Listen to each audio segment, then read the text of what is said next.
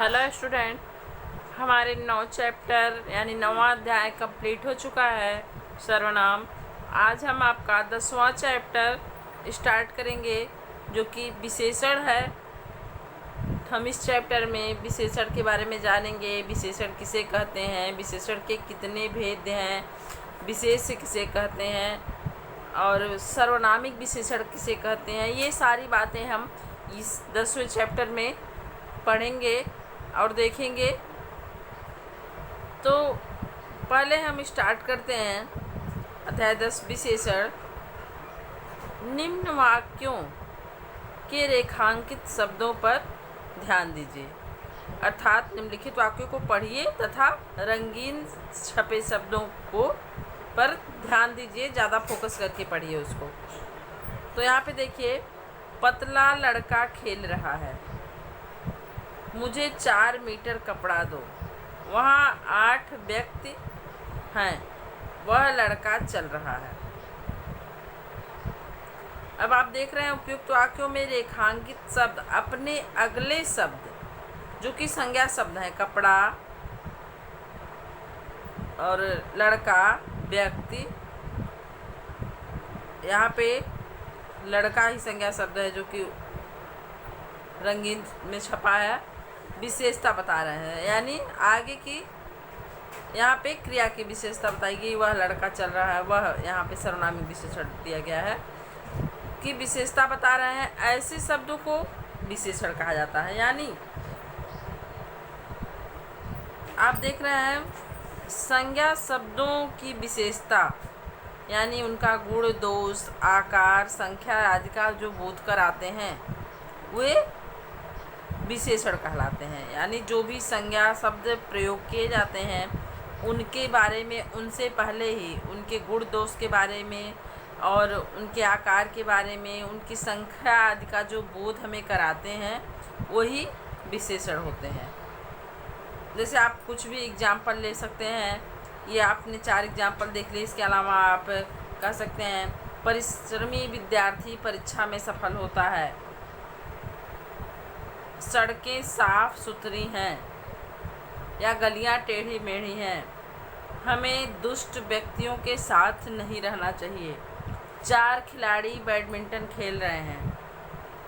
तो इस तरह के कुछ भी आप ऑप्शन देखेंगे जो कि किसी संज्ञा शब्द का, वाक्य के संज्ञा शब्द का विशेषता बता रहा हो या उसके गुण दोष के आधार पे उसका कोई गुण बता रहा हो या उसका अवगुण ही बता रहा हो या उसकी संख्या का बोध करा रहा हो, उसके रंग का बोध करा रहा हो, तो वो विशेषण होता है। आइए इसका हम परिभाषा देखते हैं पहले विशेषण की। संज्ञा या सर्वनाम की विशेषता बताने वाले शब्द विशेषण को विशेषण कहते हैं। यानी जो संज्ञा शब्द हो या सर्वनाम शब्द हो उसकी जो भी विशेषता बताते हैं, वो शब्द जो उन संज्ञा सर्वनाम की विशेषता बताते हैं वह विशेषण कहलाते हैं। संज्ञा या सर्वनाम का विशेषण। विशेषण जिस शब्द की विशेषता बताते हैं वह विशेष्य कहलाता है। विशेषण का प्रयोग विशेष्य से पहले भी किया जा सकता है और बाद में भी। जैसे मैं ठंडा दूध पीती हूँ, यहाँ पे दूध की विशेषता क्या है कि वह ठंडा है और यह दूध से पहले जोड़ा गया है। अब यहाँ पे आप देखेंगे वही शब्द, यह दूध ठंडा है, यहाँ पे दूध की विशेषता ही है ठंडा होना, लेकिन वह दूध के बाद, संज्ञा शब्द के बाद प्रयोग किया गया है। तो इस तरह से आप देख सकते हैं कि विशेषण शब्द संज्ञा के पहले भी आ सकते हैं, संज्ञा के बाद भी आ सकते हैं। यानी विशेषण का प्रयोग विशेष से पहले और विशेष के बाद में दोनों प्रकार से हो सकता है। जिन संज्ञा से संज्ञा शब्दों के गुण, दोष, आकार, स्वरूप, संख्या आदि का बोध हो वह विशेषण है, और विशेषण शब्द जिसकी विशेषता प्रकट करते हो वह विशेष्य है। इसका तात्पर्य हमें यही निकलता है कि जिन शब्दों से संज्ञा शब्दों के गुण, दोष, आकार, स्वरूप, संख्या आदि का बोध हो वह विशेषण होता है, और विशेषण शब्द जिसकी विशेषता प्रकट करता है वे विशेष्य होता है। तो अब हम विशेषण के प्रकार पढ़ेंगे।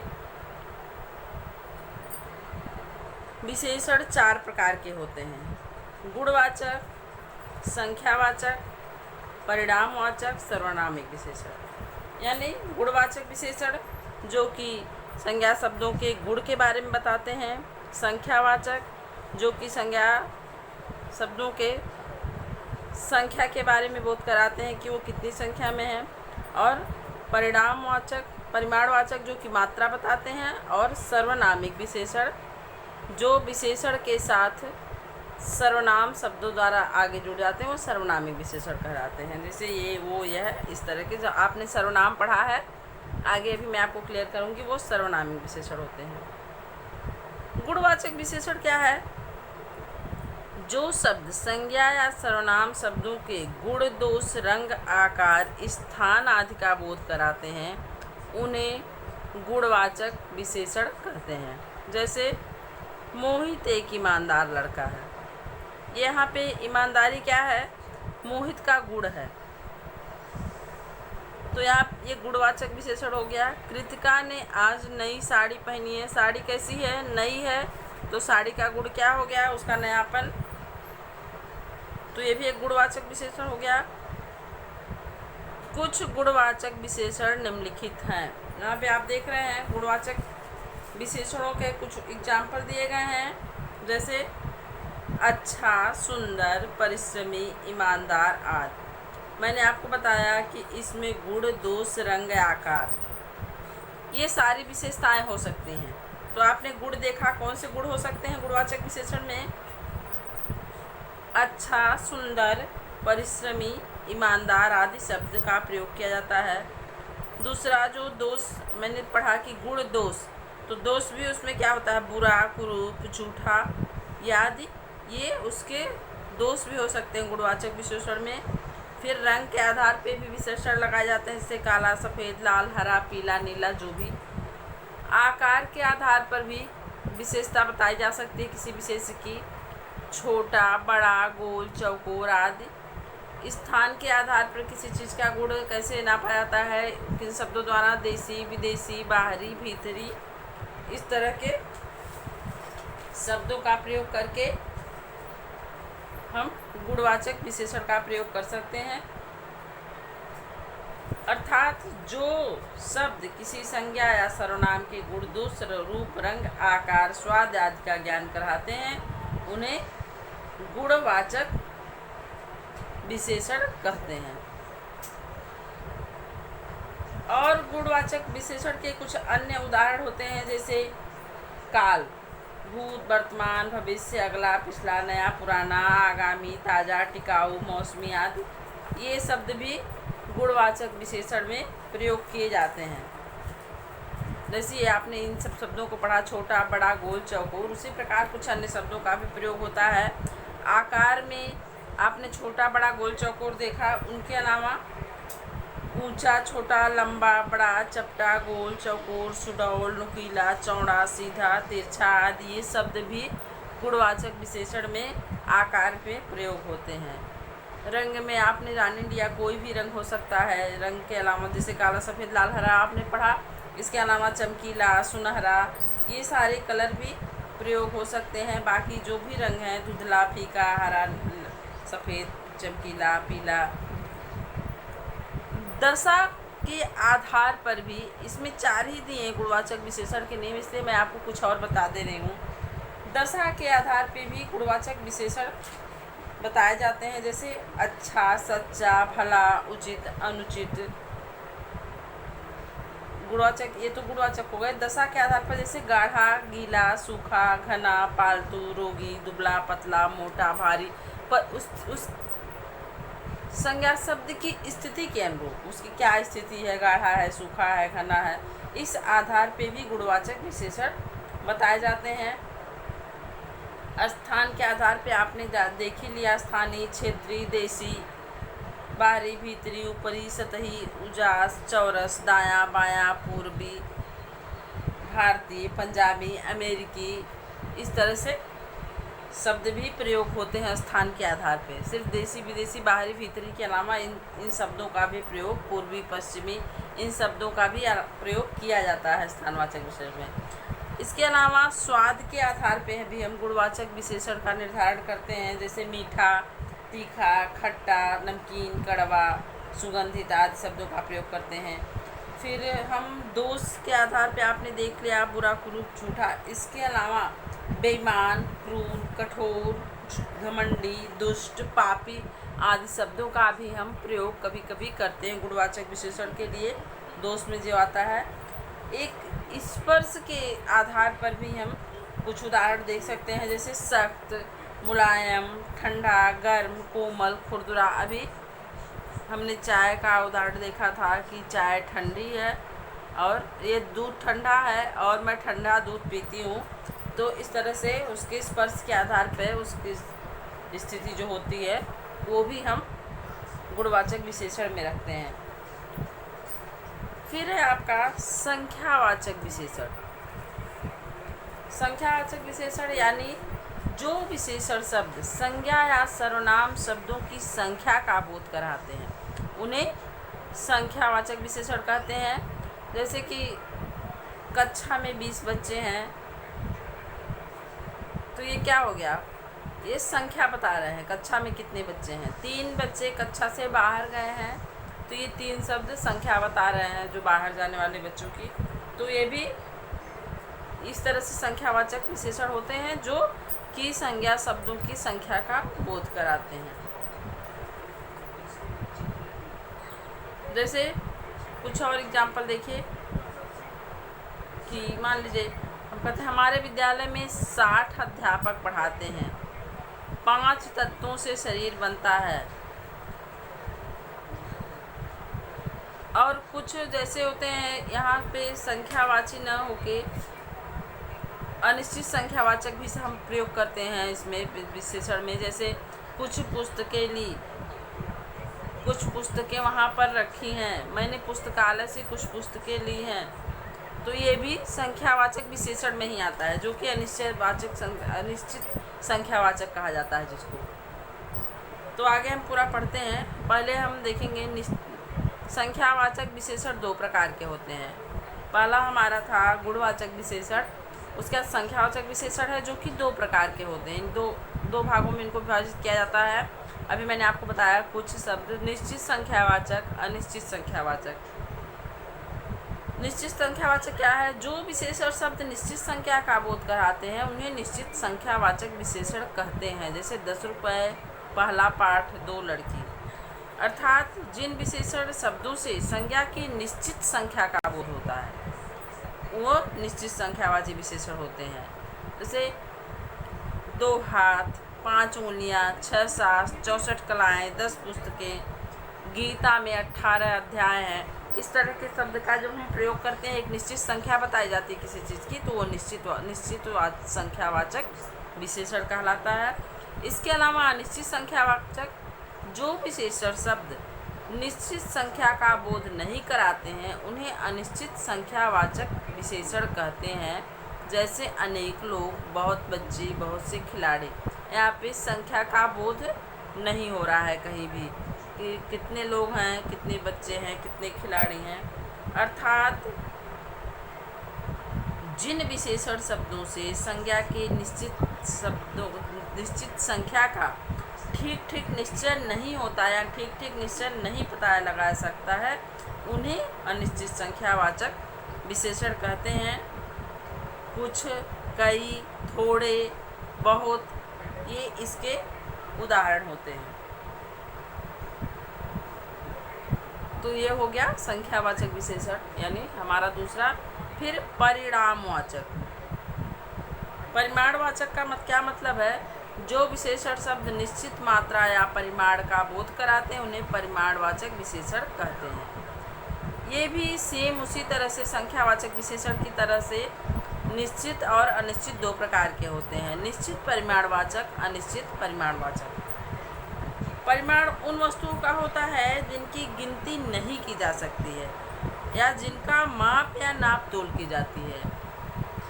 परिमाण का मतलब आप समझते हैं कि जो संख्या में नहीं होते हैं, जिनकी संख्या में गिनती नहीं होती है, बल्कि जिनका माप या नाप तोल किया जाता है, वे परिमाणवाचक वस्तुएं होती हैं। जैसे गेहूँ, आटा, दाल, चावल तथा घी, तेल, पेट्रोल आदि द्रव्य पदार्थ।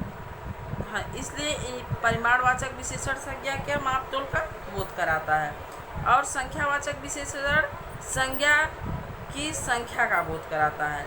क्योंकि संख्यावाचक संज्ञाओं के माप तोल नहीं होता है, उनकी पहचान विशेष के आधार पर होती है, अर्थात उनका विशेषण क्या होता है, संख्या होता है। यदि विशेष की गणना की जा सकती तो उसकी विशेषता बतलाने वाला विशेषण संख्यावाचक होता। जैसे 5 गायें, कुछ रुपए, दूसरी ओर आदि विशेष का नाप तोल किया जा सकता है। इसके लिए प्रयोग किया जाने वाला विशेषण संख्यावाचक होता है। लेकिन जिनका जो संख्या में नहीं बताई जा सकती, जिनका नाप तोल किया जाता है, उनका विशेषण परिमाणवाचक होता है। जैसे 1 मीटर कपड़ा, 2 लीटर दूध, 3 लीटर घी, ये क्या होते हैं, ये सब परिमाणवाचक विशेषण के एग्जाम्पल होते हैं।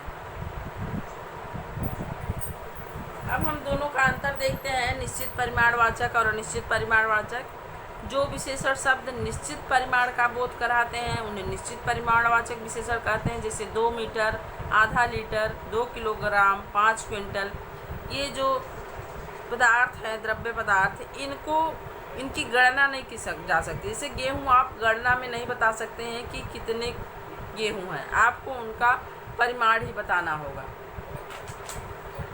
और दूध को जैसे हम लीटर से नापते हैं, कपड़े को मीटर से नापते हैं, तो जिनकी संख्या का बोध नहीं कराया जा सकता है उन्हें हम परिमाणवाचक विशेषण के रूप में देखते हैं।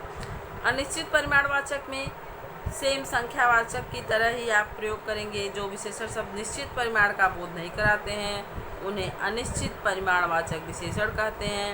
जैसे कई, कुछ, सैकड़ों आदि। इस सैकड़ों शब्द देखने में तो संख्यावाची है, लेकिन ये निश्चित संख्या का बोध नहीं करा सकता, इसलिए यह अनिश्चित परिमाणवाचक या अनिश्चित संख्यावाचक होता है। सैकड़ों शब्द, हजारों, सैकड़ों जैसे हम बोलते हैं तो वो अनिश्चित होता है।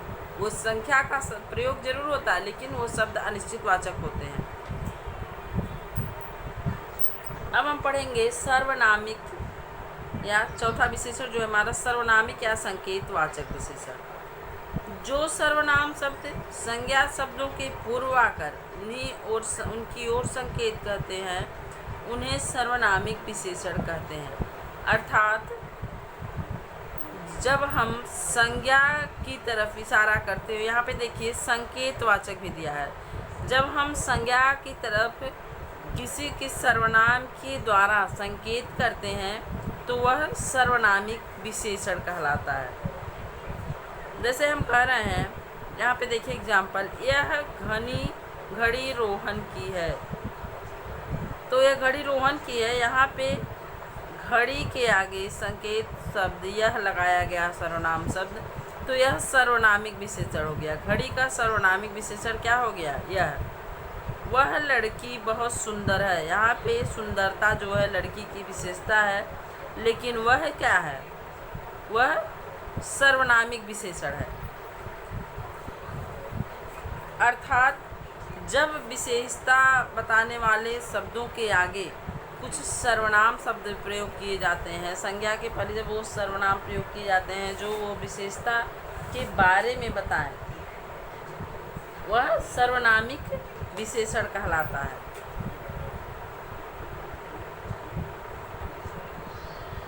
अब हम देखेंगे सर्वनाम और सर्वनामिक विशेषण में अंतर। जब सर्वनाम संज्ञा के स्थान पर प्रयुक्त होता है, सर्वनाम संज्ञा के स्थान पर प्रयुक्त होता है, तब वह सर्वनाम होता है। जब वह संज्ञा से पहले प्रयुक्त होकर उसकी विशेषता बताता है, तब वह सर्वनामिक विशेषण कहलाता है। अर्थात जैसे हम कहते हैं वह बहुत सुंदर है, तो ये क्या हो गया, वह सर्वनाम है। वह बहुत सुंदर है, तो वह सर्वनाम है। हम किसी संज्ञा के बारे में सर्वनाम का प्रयोग करके कह रहे हैं कि वह बहुत सुंदर है। लेकिन अगर हम कहते हैं वह लड़की बहुत सुंदर है, तो लड़की यानी संज्ञा शब्द मौजूद है, संज्ञा से पहले हम सर्वनाम का प्रयोग कर रहे हैं, सर्वनाम की तरफ इशारा करके संज्ञा की तरफ, तो वह सर्वनामिक विशेषण का रूप में काम कर रही है।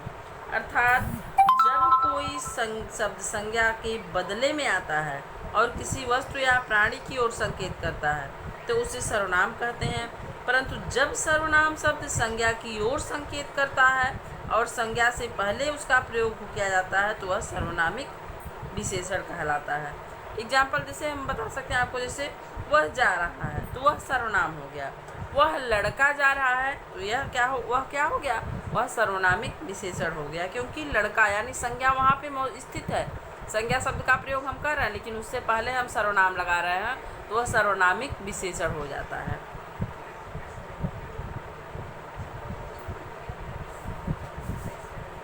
सर्वनाम और सर्वनामिक विशेषण में अंतर आपने देख लिया। देखिए, वह प्रथम आया सर्वनाम, वह लड़का प्रथम आया सर्वनामिक विशेषण, खाने को कुछ दो सर्वनाम, खाने को कुछ लड्डू दो। अब यहाँ कुछ दो यानी कुछ भी मांग रहा है तो वह सर्वनाम हो गया, लेकिन खाने को कुछ लड्डू दो लेकिन उसकी संख्या न बता के कहा जा रहा है, कुछ शब्द लगाया जा रहा है जो कि सर्वनामिक शब्द है, तो सर्वनामिक विशेषण हो गया ये। इसके अलावा देखिए, मैं एक चीज़ आपको और बता दूं, प्रविशेषण।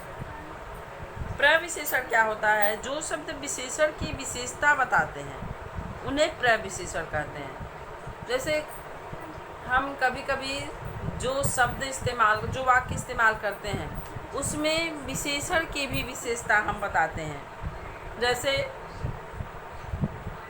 हम कहते हैं, मान लीजिए बहुत बड़ा, तो बड़ा क्या है? बहुत बड़ा कमरा, तो कमरे की विशेषता तो हो गई कि वह बहुत बड़ा है।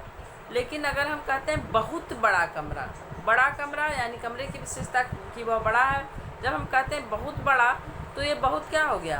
बड़े की विशेषता हो गई, विशेषण की विशेषता है। बहुत बड़ा यानी बहुत बड़ा, तो वह प्रविशेषण हो जाता है। जो शब्द विशेषण की विशेषता बताएं वह प्रविशेषण कहलाते हैं। जैसे एक वाक्य लीजिए, हिंदी अध्यापक अत्यंत गंभीर स्वभाव के व्यक्ति हैं। तो गंभीरता तो अध्यापक की विशेषता हो गई, लेकिन अत्यंत क्या हुआ?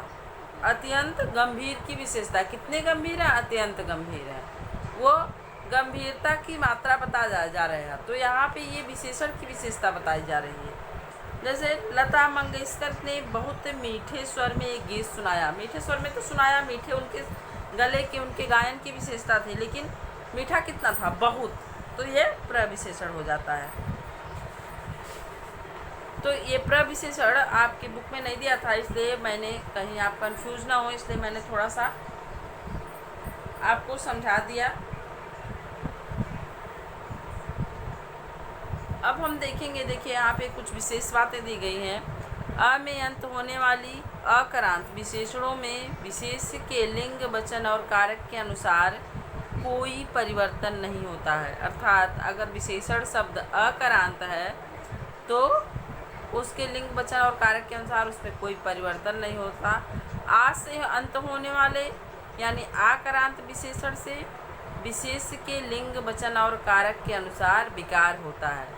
जो आकरांत शब्द विशेषण शब्द होते हैं उनका लिंग, वचन और कारक के अनुसार विकार उनमें उत्पन्न हो सकता है। जैसे बुरा का बुरे, बुरा है आकरांत है, सुंदर है तो इसका सुंदरा सुंदर ऐसा नहीं होगा, लेकिन अच्छा का अच्छे, अच्छी लिंग के अनुसार परिवर्तित हो जाएगा। ये बुरा बुरे, बुरी, काला काले, काली।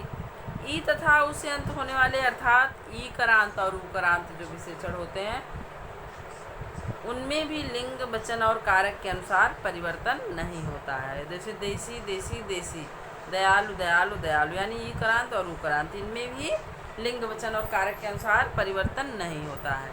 कभी कभी विशेषण संज्ञा की तरह भी प्रयुक्त होते हैं।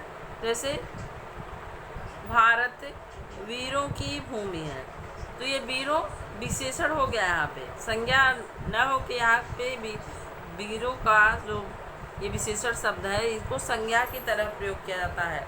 सज्जनों की प्रशंसा होती है। तो ये हो गया आपका चैप्टर कंप्लीट। तो चैप्टर तो कंप्लीट हो गया, लेकिन मैं आपको कुछ और बता देती हूँ। जैसे विशेषण की अवस्थाएं, आपने अवस्था पढ़ी होगी, मूलावस्था, उत्तरावस्था और उत्तमावस्था। तो विशेषण की भी ये तुलनात्मक 3 अवस्थाएं होती हैं। विशेषण में भी जैसे हिंदी में कोई भी शब्द होता है तो उसमें उसकी 3 अवस्थाएं प्रत्यय का योग करके विशेषण शब्दों का तुलनात्मक विशेषता प्रकट की जाती है। इसी आधार पे विशेषणों की भी 3 अवस्थाएं मानी जाती हैं। जो हम हिंदी में प्रत्यय लगाकर किसी भी शब्द के तुलनात्मक अध्ययन करने के लिए किसी भी शब्द का 3 अवस्थाएं देखते हैं, मूल अवस्था, उत्तरावस्था और उत्तमावस्था। तो हिंदी में विशेषणों की भी ये 3 अवस्थाएं मानी जाती हैं। पहला मूलावस्था होता है, जिस अवस्था में सामान्य रूप से संज्ञा यानी व्यक्ति, वस्तु अथवा स्थान की विशेषता का कथन होता है। जैसे वह सुंदर है, वह बहुत मधुर गाती है, वह सरल स्वभाव का है, यह बहुत उच्च श्रेणी के व्यक्ति हैं। लघु शब्द हुआ, जैसे यह बहुत छोटा व्यक्ति है। ये सब मूल अवस्था को प्रकट करते हैं। मूल अवस्था में विशेष की किसी के साथ तुलना नहीं होती है। एक बात ध्यान रखिएगा कि जो मूल अवस्था होती है उसमें विशेष की किसी के साथ तुलना नहीं होती है, जबकि बाकी जो 2 अवस्थाएं, उत्तरावस्था और उत्तमावस्था होती है, उसमें हम तुलनात्मक अध्ययन करते हैं किसी भी चीज़ का। जैसे जब 2 व्यक्तियों, वस्तुओं या स्थानों की तुलना करके एक को अधिक या कम सिद्ध किया जाए तो वहाँ विशेषण की उत्तरावस्था होती है। उत्तरावस्था के लिए विशेषण के साथ तर प्रत्यय जोड़ा जाता है। जैसे 2 व्यक्तियों का जब हम तुलना, 2 व्यक्तियों, 2 वस्तुओं या 2 स्थानों का जब हम तुलनात्मक रूप से अध्ययन करेंगे, उसके बारे में उसकी विशेषता तुलनात्मक रूप से बताएंगे, तो हम देखें एक को अगर उससे उच्च बताना है या एक को उससे कमतर बताना है तो अब हम उसको उत्तरावस्था का विशेषण बोलते हैं। जैसे इसमें हम तर प्रत्यय जोड़ते हैं। जैसे अभी आपने ऊपर एग्जाम्पल पढ़ा सुंदर, तो जब हम 2 लोगों का अध्ययन करेंगे तो सुंदरतर मतलब उससे अधिक सुंदर, मधुरतर, उच्चतर, लघुतर, तीव्रतर। जैसे मान लीजिए बाइक है और साइकिल है, तो अगर हम कहते हैं कि बाइक की गति साइकिल की गति से तीव्रतर है, यानी यहाँ पे तुलनात्मकता, 2 लोगों, वस्तुओं, व्यक्तियों, स्थानों की जब हम तुलना करते हैं तो एक को अधिक या कम सिद्ध करने के लिए यहाँ पे उत्तरावस्था विशेषण के रूप में प्रयोग की जाती है। उत्तरावस्था को प्रकट करने के लिए अपेक्षाकृत या तुलना में शब्दों का भी प्रयोग किया जाता है। जैसे मीना की अपेक्षा गीता मेहनती है, गोपाल की अपेक्षा अरुण ज़्यादा योग्य है, या अजय अरुण से अपेक्षाकृत ज़्यादा योग्य है। इस तरह के शब्द हम उत्तरावस्था की तुलना के लिए प्रयोग करते हैं। फिर तीसरी अवस्था होती है उत्तमा अवस्था, जिस अवस्था में विशेष के 2 से अधिक वस्तुओं या व्यक्तियों से तुलना की जाए। अभी जो हमने उत्तरावस्था देखा, इसमें 2 व्यक्तियों या वस्तुओं या स्थानों का तुलनात्मक अध्ययन हो रहा था, लेकिन उत्तमावस्था में 2 या 2 से अधिक वस्तुओं या व्यक्तियों की तुलना करके सबसे बढ़कर जो बताया जाता है, उस अवस्था का बोध कराने के लिए मूल शब्द के साथ तम प्रत्यय जोड़ते हैं, और इस तम प्रत्यय को जोड़ने से सर्वश्रेष्ठ की हमें प्राप्ति होती है। जैसे सुंदरतम, मधुरतम, उच्चतम, लघुतम। जैसे आप इंग्लिश में पढ़ते हैं गुड, बेटर, बेस्ट, तो हिंदी में भी वही चीज़ होती है। मूल अवस्था, उत्तरावस्था, उत्तमा अवस्था, यानी जिसमें हम सबसे सर्वश्रेष्ठ छांटते हैं, सबसे ऊंचा। उसमें हम तम प्रत्यय जोड़ते हैं। जैसे मान लीजिए हम कहते हैं कि गौरव कक्षा का सर्वोत्तम छात्र है।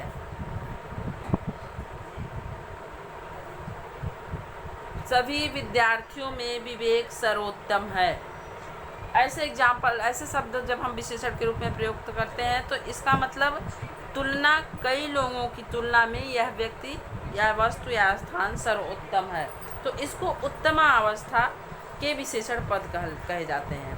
उत्तमा अवस्था में विशेषण पद में सबसे, सर्वाधिक या सभी में आदि का प्रयोग भी करते हैं। जैसे हमने उत्तरावस्था में देखा अपेक्षाकृत, अपेक्षा और तुलना में, तो इस तरह के शब्द प्रयोग किए थे। इसमें कौन से शब्द उसके स्थान पर प्रयोग करते हैं? सबसे अधिक, सर्वाधिक या सब में, इस तरह के शब्द प्रयोग करते हैं। जैसे प्रिया सबसे सुंदर है, विकास सर्वाधिक बुद्धिमान विद्यार्थी है, तुम सभी में वह बच्चा सबसे छोटा है, जिसका भी हम नाम ले सकते हैं, राकेश सबसे छोटा है। तो इस तरह का भी एग्जाम्पल होता है। ये आपके बुक में देखिए अवस्था नहीं, अवस्था विशेषणों का तुलनात्मक अवस्थाएं नहीं दिया था, तो इसलिए मैंने थोड़ा सा आपको बता दिया है कि कभी कभी इस तरह के क्वेश्चन आ जाते हैं कि इस कोई भी विशेषण शब्द देके आपसे पूछ लिया जाता है कि इसकी उत्तमा अवस्था क्या होगी या इसकी उत्तरा अवस्था क्या होगी। तो वहाँ पे कभी कभी बच्चे कंफ्यूज हो जाते हैं, इसलिए मैंने इसको डिटेल में आपको समझा दिया। आपके बुक में ये नहीं दिया हुआ है तो इस नहीं पूछेगा, लेकिन ये कहीं भी पूछा जा सकता है, इसलिए मैंने आपको अवस्थाओं के बारे में बता दिया। विशेषण की, इसको विशेषण की तुलनात्मक अवस्थाएं कहते हैं। तो आइए आगे देखते हैं हमने इस चैप्टर से क्या सीखा। संज्ञा या सर्वनाम शब्दों की विशेषता बताने वाले शब्द विशेषण कहलाते हैं। विशेषण जिन शब्दों की विशेषता बताते हैं उन्हें विशेष्य कहते हैं। विशेषण के 4 भेद होते हैं: गुणवाचक, संख्यावाचक, परिमाणवाचक, सर्वनामिक या संकेतवाचक। विशेषण शब्दों की विशेषता बताने वाले शब्द प्रविशेषण कहलाते हैं।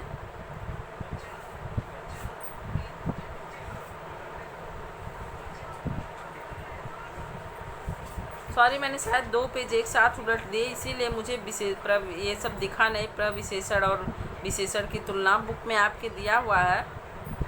यहाँ पे देखिए, प्रविशेषण, विशेषण शब्दों की विशेषता बताने वाले शब्द प्रविशेषण कहलाते हैं। जैसे गहरी काली साड़ी, बहुत अधिक गर्मी।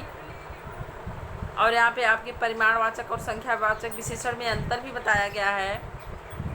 गणनीय वस्तुओं के साथ प्रयोग किए जाने वाले विशेषण संख्यावाचक विशेषण होते हैं, जबकि अगणनीय वस्तुओं जिन्हें तोला या मापा जाता है उनके साथ परिमाणवाचक विशेषण प्रयुक्त होते हैं। जैसे 6 केले संख्यावाचक, 5 लीटर दूध परिमाणवाचक। इसके अलावा विशेषण की तुलना जो मैंने आपको ऐसे ही समझाया था मौखिक, तो उसका देखिए यहाँ पे दिया हुआ है। पेज चिपके हुए थे, मैंने ध्यान नहीं दिया, तो मैंने स्वयं ही आपको एक्सप्लेन कर दिया। थोड़ा सा एक बार बुक से देख लेते हैं। विशेषण की तुलना के आधार पर 3 अवस्थाएं मानी जाती हैं।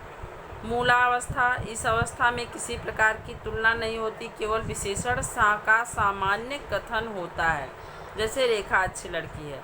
उत्तरावस्था, इस अवस्था में 2 व्यक्तियों और वस्तुओं की तुलना की जाती है। एक को अच्छा तथा उनमें से किसी एक को बुरा बताया जाता है। जैसे उसका घर मेरे घर से अच्छा है। उत्तमा अवस्था, यहाँ देखिए इसमें नीचे जितना डिटेल मैंने आपको समझाया है वो अलग से दिया हुआ है, तीनों का डिटेल। तो उत्तमा अवस्था, इसमें 2 से अधिक व्यक्तियों और वस्तुओं की तुलना करके सबसे अच्छा या बुरा बताया जाता है। जैसे गंगा सबसे पवित्र नदी है। हिंदी में उत्तरावस्था और उत्तमावस्था को सूचित करने के लिए क्रमशः तर और तम प्रत्ययों का प्रयोग किया जाता है। मैंने आपको बताया उत्तरावस्था में तर प्रत्यय का प्रयोग किया जाता है, उत्तमावस्था में तम प्रत्यय का प्रयोग किया जाता है। यहाँ पे कुछ विशेषण शब्द दिए हैं जिनकी तीनों अवस्थाएं आपको बताई गई हैं। उच्च, उच्चतर, उच्चतम। अधिक, अधिकतर, अधिकतम। श्रेष्ठ, श्रेष्ठतर, श्रेष्ठतम। कठोर, कठोरतर, कठोरतम। योग्य योग्यतर योग्यतम, प्रिय प्रियतर प्रियतम, चतुर अधिक चतुर सबसे चतुर, लंबा अधिक लंबा सबसे लंबा, दृढ़ दृढ़तर दृढ़तम। विशेषण शब्दों की रचना। संज्ञा सर्वनाम क्रिया तथा अव्यय शब्दों में उपसर्ग अथवा प्रत्यय जोड़कर विशेषण शब्दों की रचना की जाती है। रचना कैसे होती है विशेषण शब्दों की? संज्ञा सर्वनाम क्रिया तथा अव्यय शब्दों में उपसर्ग अथवा प्रत्यय जोड़कर विशेषण शब्दों की रचना की जाती है। अब यहाँ पे आप देखेंगे संज्ञा शब्दों से कैसे विशेषण बनता है। जाति का जाति, चाचा का चचेरा, राष्ट्र का राष्ट्रीय, अर्थ का आर्थिक, बंगाल का बंगाली, धन का धनवान, चमक का चमकीला, मास का मासिक, विष का विषैला। यहाँ पे भी देखिए भारत का भारतीय, भूगोल का भौगोलिक। जैसे भारत एक संज्ञा शब्द है, अगर हम इसको विशेषण के रूप में परिवर्तित करेंगे तो क्या कहेंगे? क्या आप एक भारतीय हैं या मैं एक भारतीय नागरिक हूँ। ये भारतीय क्या हो गई? भारतीय विशेषण के रूप में प्रयोग हो गया। भूगोल का भौगोलिक, प्यार का प्यारा, प्रदेश का प्रादेशिक, लखनऊ का लखनवी, जोश का जोशीला, प्रकाश का प्रकाशित, मर्म का मार्मिक, नमक का नमकीन। इसी तरह सर्वनाम शब्दों का विशेषण बनता है। जैसे यह का ऐसा, जो का जैसा, कौन का कैसा, आपका आपसी, हम का हमारा, मैं का मेरा, तुम का तुम्हारा, वह का वैसा। क्रिया शब्दों से विशेषण कैसे बनते हैं? पठ का पठित, लिख का लिखित, खेलना का खिलाड़ी, भागना का भगोड़ा, लिखना का लेखक, खाना का खाऊ, लड़ना का बेच का बिकाऊ, लड़ना का लड़ाकू, टिकना का टिकाऊ, भूलना का भुलक्कड़, गाना का गायक, पीना का पियक्कड़। पीछे पिछला, ऊपर ऊपरी, सतह सतही, भीतर भीतरी, नीचे निचला, आखिर आखिरी। ये अव्यय शब्दों से विशेषणों की रचना हुई। तो हम यहाँ पे पढ़ रहे थे, जब मैंने यहाँ पे देखा विशेषण शब्दों की विशेषता बताने वाले शब्द प्रविशेषण कहलाते हैं, तो मुझे लगा शायद मुझसे भूल हो गई पेज पलटने में और 2 पेज एक साथ उलट गए। तो मैंने फिर से देखा तो वहाँ पे प्रविशेषण और तुलनात्मक अवस्थाएं, ये दोनों चीज़ें आपकी बुक में भी दी हुई हैं। मुझे लगा कि शायद नहीं है, इसलिए मैंने उसको खुद ही एक्सप्लेन कर दिया था। उसको आप एक बार बुक से फिर से पढ़ लेंगे, वैसे मैंने एक्सप्लेन कर दिया है। तुलनात्मक दृष्टि से विशेषण की 3 अवस्थाएं होती हैं: मूलावस्था, उत्तरावस्था, उत्तमावस्था। विशेषण शब्दों की रचना मुख्य रूप से 4 प्रकार के शब्दों की से होती है। अभी हमने पढ़ा है विशेषण शब्दों की रचना संज्ञा से, सर्वनाम से, क्रिया से और अव्यय से। तो ये आपका चैप्टर कंप्लीट हो गया। अब नेक्स्ट वीडियो में हम एक्सरसाइज कंप्लीट करेंगे। आज के लिए इतना ही। Thank you. Have a great day.